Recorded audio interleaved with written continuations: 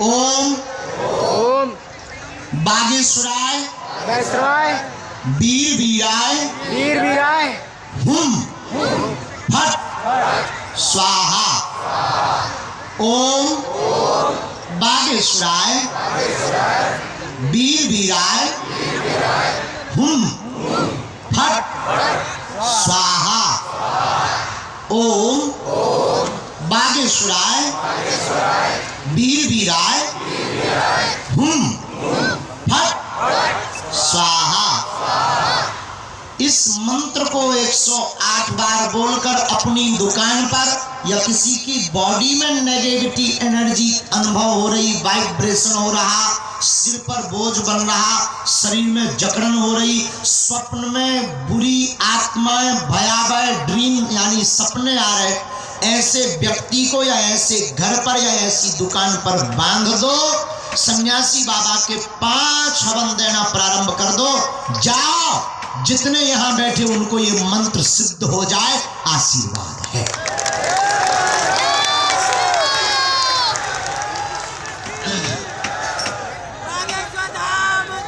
जय साधु जी। तीसरी बात और बहुत ही गंभीर बात,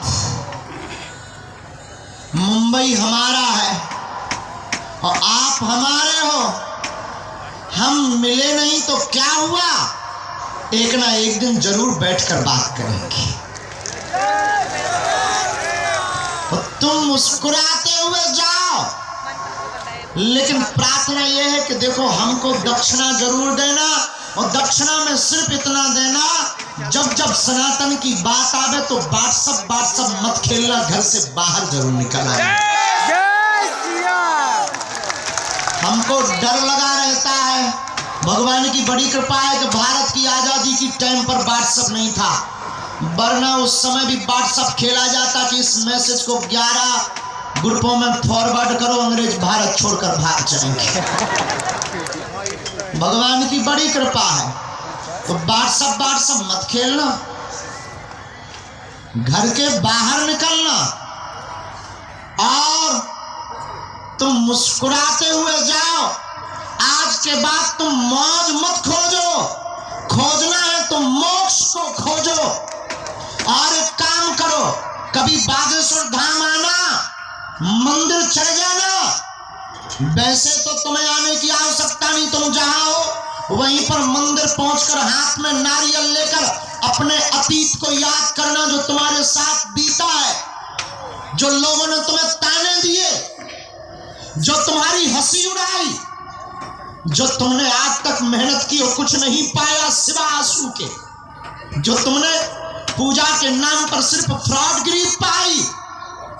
एक काम करना, मंदिर चले जाना, बालाजी को देखकर कह देना बस बहुत हो गया, आज से तुम हमारे हो गए और हम तुम्हारे हो गए।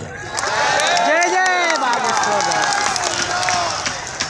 पूछो क्या होगा इससे, पूछो तो जरा हमसे। जब जब संकट आएंगे, बागेश्वर बालाजी संकट मोचन बनकर खड़े नजर आएंगे।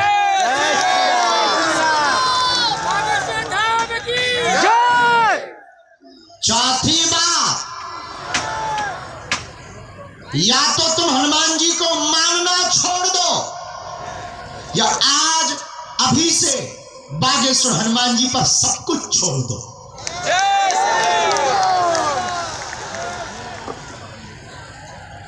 बाकी विपत्तियों से डरो मत, लड़ो, जीत तुम्हारी होगी। हमारे पास तो सिर्फ साधना है, हमारे पास तो सिर्फ गुरु की कृपा है, हमारे पास तो सिर्फ और सिर्फ ऋषियों की परंपरा है। लेकिन उन ऋषियों की परंपरा के बाद भी, केवल साधना के बाद भी हम किसी के डरते नहीं है मेरे बाप। तुम्हें क्या डरना, और भागना तो बिल्कुल मत। भागना बुजदिलों का काम है, शेर की भांति दहाड़ कर खड़े रहना शहंशाहों का काम है। तो मुंबई को क्या बनाना है, बोलो ना जोर से, जोर से बोलो ना। केवल बातों में, नारों में या हकीकत में? क्योंकि नारे तो तुम जहां जाते हो वहीं ठोक देते हो, ताली तो तुम वहीं पीट देते हो जहां कोई डांस करने वाला दिख जाता है। ताली से काम नहीं चल रहा है, नारों से काम नहीं चल रहा। और पाने वाले को क्या नहीं मिलता इस भारत में? दुनिया की छोड़ो, एक तुमको बहुत प्यारी मोटिवेशन वाली बात कहते हैं। बारात गए कभी शादी वाली, अपनी ना सही किसी और की। हम तो अपनी तो नहीं गए, लेकिन किसी और की तो गए हैं। भगवान, बारात गए तुम कभी? बोलो ना, जोर से बोलो, आवाज तो आ रही है। अच्छा, गए हो बारात? बारात में तो सब प्रकार के लोग जाते, तो पीने वाले भी जाते। जो पीने वाला जाता है वो एक ही प्रण करके जाता है कि जैसी बारात की गाड़ी रुकेगी सबसे पहले ठेका ढूंढेंगे। अब वो उसके लिए पहले से ही 100 रुपया इस वाली जेब में, बगल में रुपया, और गाड़ी में बैठता है तो उसके दिमाग में एक ही बात है कि कब पहुंचूं, ठेका मिल जाए। और वो चढ़ने के पहले भी पौआ का ध्यान करता है, गाड़ी पर बैठने पर पौआ का ध्यान करता। वो उतरते ही दूल्हा लड़की वालों के घर नहीं पहुंच पाता, और नई जगह विदिन 15 मिनट में पीने वाले टुन्न होकर आ जाते हैं। क्यों? उनकी चढ़ने के पहले खोज ही थी क्या? पौआ। पौआ, बोलो ना, क्या? पौआ। और वो चढ़ते भी इसीलिए हैं, तो चढ़ जाते और फिर उतरते भी वो पौआ के लिए हैं। और वो जो भी दरवाजा सामने मिलता सीधा ठकठकाते, तो भीतर से कोई आता, हाँ जी बोलो, मिलती है क्या? अरे पंडित का घर बगल में जा। हाँ सर, भैया सॉरी सर, अब पता लग गया कि बगल में है। दूसरी गली में गए, फिर हाँ जी भैया, अरे तीसरे नंबर का मकान, धन्यवाद। नई जगह पे विदिन 15 मिनट में वो खोज कर लेता है पौआ का ठेका। अब पीने वाले को नई जगह पर 15 मिनट में जब ठेका मिल सकता, तो तुम 40 साल में अपनी मंजिल नहीं पा सकते हो। पाने का जुनून चाहिए। क्या चाहिए? जुनून से बोलो, जुनून। हमने अपनी जिंदगी में एक कथा सबको बताई, हमारे जीवन की एक बहुत प्रचलित कथा है। हम जिस गांव में रहते थे, छोटे गांव में आज भी रहते हैं, छोटे से परिवार से, और आज भी छोटे परिवार से। लोगों को लगता है कि महात्मा के पास बहुत हाई फाई है, बड़ी बड़ी गाड़ियां हैं। सच बात यह है कि सब किराए की हैं, अपने बाप की कुछ नहीं है। वो तो हमारी बहन, विधायिका बहन बोली, आप आज हमारी गाड़ी पे बैठोगे, पूछो किस पर? Rolls Royce. हमारे भी जलवा हो गए मुंबई में। हमने भी कहा खोलो गेट,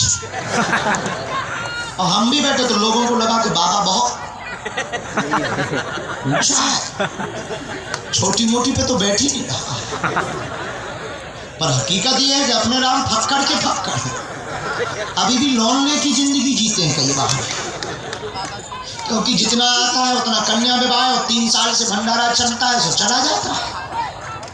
तो हम अपने जिंदगी की बात बता रहे थे कि हम जिस गांव में रहते उसका नाम गड़ा है। गड़ा में हम जहाँ रहते थे, पड़ोसी के पास में उस जमाने में TV I, TV black and white. हम भी देखने गए, छोटे थे, हम भी देखने गए। टीवी देखने पहुंचे तो 10-12 दिन तो खूब देखे। 13वें और 14वें दिन महाशय को पता नहीं कौन सी खुजली हुई, हमारे जाते ही उन्होंने टीवी बंद कर दी। हम बाहर निकले, हमने कुछ बोला नहीं। हम चाहते तो ये भी बोलते कि आज के बाद तुम्हारे घर नहीं आएंगे, हमारे कारण तुमने टीवी बंद कर दी, तुमसे हमारा रिश्ता खत्म। लेकिन हमने ये नहीं बोला माई बाप, हम बचपन से ही कबाड़ी आदमी थे। वापस आए, हमारी माँ एकांत में एक छोटे सी झोपड़ी में हम रहते थे। हमारी माँ, पिता, हमसे छोटी बहन और हमसे छोटा भाई, 5 लोग बिना लाइट के कमरे में रहते थे। वो भी छप्पड़ वाले कमरे में, टूटा फूटा मकान था, उसी में रहते थे। हमारी माँ बाहर बैठी थी, एक बिस्तर था, उसी पर हम दोनों भाई लेट जाते थे, बाकी सब जमीन में लेटते थे। अंधेरा था, माँ ने पूछा, दीपक जल रहा था, माँ ने पूछा, बेटा रात हो गई, आज बड़ी जल्दी टीवी देख कर आ गए?